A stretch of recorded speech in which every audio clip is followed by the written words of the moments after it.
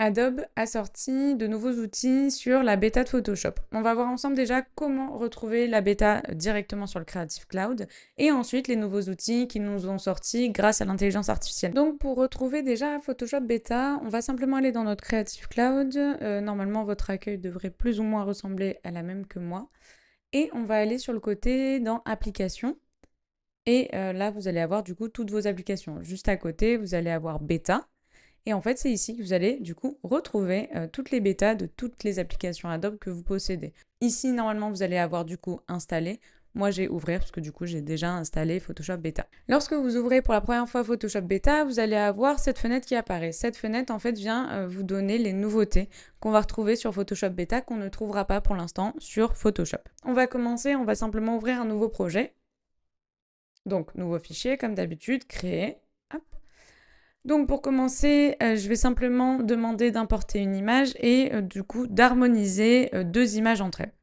Donc par exemple, je vais lui demander de me récupérer une image. Je vais pouvoir du coup importer une autre image pour du coup essayer d'harmoniser les deux ensemble. On va faire importer et incorporer comme d'habitude et je vais essayer du coup d'harmoniser ces bouteilles. Pour ça, je vais utiliser la fonctionnalité d'Adobe qu'on retrouve sur le logiciel de base, qui va nous permettre en fait de sélectionner des sujets. On va sélectionner tout en haut le Pathfinder qui va nous permettre d'ajouter des éléments. Comme ça, on va pouvoir sélectionner cette bouteille, puis celle-là et le verre. Voilà. Je vais pouvoir venir reprendre quelques retouches du coup directement avec ma sélection rapide que je vais retrouver juste en dessous. Donc je vais juste baisser un tout petit peu le rond de ma sélection et venir retravailler directement ce qu'il me faut. Voilà, une fois que ma sélection me satisfait, je vais pouvoir simplement du coup lui demander directement un masque pour m'aider à retravailler ma sélection.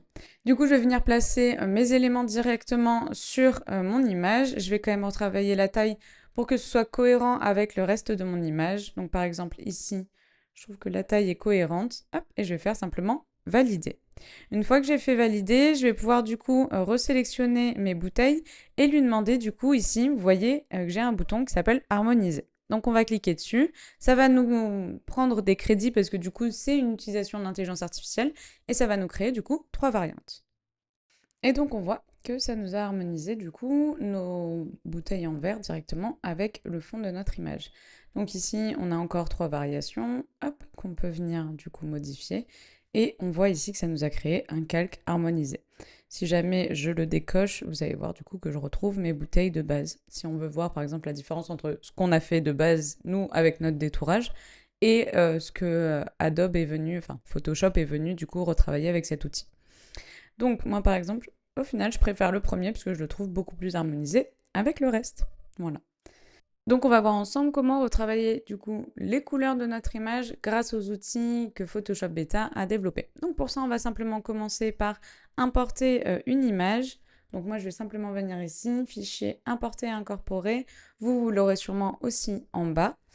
Par exemple, je vais avoir une image comme ceci. Hop. Donc je valide. Et ici, en fait, je vais avoir la correction des couleurs. La correction des couleurs, qu'est-ce que c'est? En fait, quand on va cliquer dessus, il va nous sortir différentes couleurs qu'il aura retrouvées du coup dans notre image. Quand je vais cliquer du coup sur une couleur, je vais venir en fait pouvoir retravailler cette couleur. Vous voyez que là, par exemple, je peux retravailler simplement la saturation de mon vert qui va vraiment retrouver partout. Alors c'est très pratique, comme ça peut nous aider soit à changer la couleur, parce qu'en fait, si jamais on veut pas de vert, on veut d'autres couleurs, on peut se permettre de le changer sur la teinte, ou si jamais elle est trop lumineuse, on peut aussi se permettre de venir la calmer, enfin la travailler différemment. On peut aussi, si on le souhaite, par exemple, en fait, cette couleur ne nous intéresse pas, on peut avec la pipette venir et lui demander de travailler plutôt cette couleur, voilà, celui-ci. Et par exemple ici, si j'ai envie qu'il y ait une saturation plus importante, en fait, il va me trouver dans toute l'image la couleur qui correspond à ce que je viens de pipeter. Et c'est ça qui va nous permettre en fait de retravailler nos images très facilement. Par exemple, comme Adobe nous le montre, si jamais vous aviez une voiture avec des phares et que vous voulez qu'ils soient encore plus brillants, vous prenez avec votre pipette la couleur de vos phares et vous venez en fait travailler soit la saturation, soit la luminosité pour les mettre encore plus en avant. Voilà. Donc ça, c'est un outil plutôt pratique qui nous servira en fait du coup à retoucher nos couleurs sans forcément aller forcément dans nos teintes et saturations qu'on aurait du coup dans nos calques juste ici. Une autre fonctionnalité qui est apparue sur Photoshop, c'est aussi la possibilité d'agrandir vos images sans perte de qualité. Enfin, du moins avec une perte de qualité moindre que si on l'agrandissait nous-mêmes ou que on passait directement par ici image et taille de l'image. Donc ce qu'on va faire, c'est agrandissement génératif. Par exemple, imaginons en fait que j'ai besoin de cette image, mais sur la devanture d'un magasin, alors qu'en fait, elle a été faite avec une qualité pour un magazine. Donc on va venir simplement dans agrandissement génératif et on va lui demander une sortie d'échelle x2, x3 ou x4. Alors attention, moi mon image étant déjà assez grande, si je lui demande x3, pour lui ça va être trop important, il n'est pas encore à ce stade-là. Donc on va déjà lui demander un x2 et on va faire un comparatif en fait de ce qu'il nous sort par rapport à ce que nous avons de base sur Photoshop. Donc quand on demande donc d'agrandir, hop, il nous fait du coup une fenêtre qui nous signifie que ce sera du coup un nouveau document qui va s'ouvrir. Donc vous allez avoir un nouvel onglet sur Photoshop qui va s'ouvrir avec votre nouvelle image. Donc ça, c'est notre nouveau document. Donc on dézoome et on zoome avec Option et la molette sur Mac, d'accord? Et on se balade hop, de droite à gauche en maintenant commande. Donc ici, vous voyez quand même que on m'a agrandi mon image, d'accord?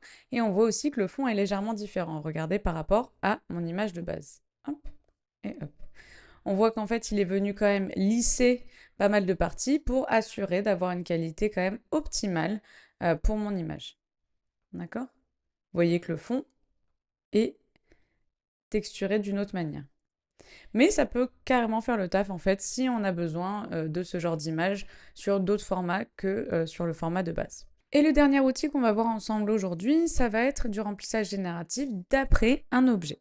Donc pour ça, je vais vous demander simplement soit de venir sélectionner avec du coup l'outil d'intelligence artificielle d'Adobe Photoshop pour venir en fait sélectionner un objet en particulier. Donc là, lui, en amont, il va quand même rechercher les objets divers et variés qu'on va retrouver du coup sur notre image. Vous voyez quand même qu'il est très précis. Enfin, je trouve quand même que c'est assez précis.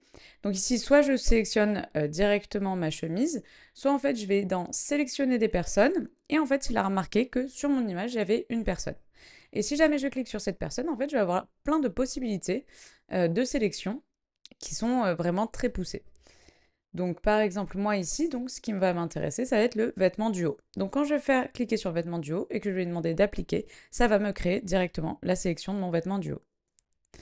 Ensuite, je vais cliquer sur le remplissage génératif qu'on connaît déjà bien, sauf qu'il y a une petite différence maintenant, c'est qu'on va avoir du coup la possibilité d'avoir un objet de référence. Donc imaginons qu'on va échanger sa chemise avec une autre chemise qu'on a vue sur internet portée par un mannequin ou que sais-je, on va pouvoir du coup venir lui demander de choisir une image. Ici, moi, je vais lui demander du coup de remplacer l'objet, qui est du coup la chemise, et pas juste de l'insérer dans mon image. Je vais choisir du coup une image qui est ici, donc je vais choisir cette chemise, et on va lui demander du coup de générer. Donc de lui-même, il a supprimé le fond pour enlever un maximum de détails et prendre simplement ce qui va être intéressant pour vous dans cette image. Et vous voyez du coup qu'on a maintenant une chemise verte, toujours avec des plis. En fait, il a gardé quand même le mouvement de notre personnage de cette image. Et on va avoir aussi 3 variations de cette chemise. Donc ensuite, à vous de choisir la variation qui vous conviendra le mieux. Ce qui est génial aussi avec ça, c'est que comme vous pouvez le voir, la lumière vient de gauche sur notre image. Et le fait qu'en fait la lumière vienne de gauche, lui, il le prend en compte et il nous met bien en fait en avant le fait que du coup la lumière vienne de gauche et que du coup on ait plus d'ombrage sur le côté droit de notre chemise. Donc que ce soit sur celle-ci, vous voyez que... Alors attendez, hop. Vous voyez qu'ici sur tout le bras on va avoir quelque chose de beaucoup plus lumineux et ici on va avoir quelque chose de beaucoup plus sombre. Alors cet outil est extrêmement pratique parce que du coup il va nous servir vraiment à insérer de nouveaux objets en fait dans l'image, un petit peu comme le fait d'harmoniser, sauf qu'en plus là, il va prendre la posture de la chemise et il va vraiment garder les pliures, que ce soit au niveau des bras, que ce soit au niveau du col. Enfin voilà, je trouve que ça c'est vraiment un des éléments les plus intéressants de cette bêta sur Photoshop. J'espère que cette vidéo vous aura plu. Si jamais vous avez des questions sur les outils ou même que vous avez envie de connaître d'autres outils sur la bêta ou même sur Photoshop en général, n'hésitez pas à me laisser un petit commentaire. Comme ça, en plus, ça m'aide pour le référencement. On se sait maintenant, hein. Et si jamais ça peut aussi m'aider à créer de nouvelles vidéos et à vous aider aussi simplement à avancer dans les logiciels et en apprendre un petit peu plus. Allez, ciao!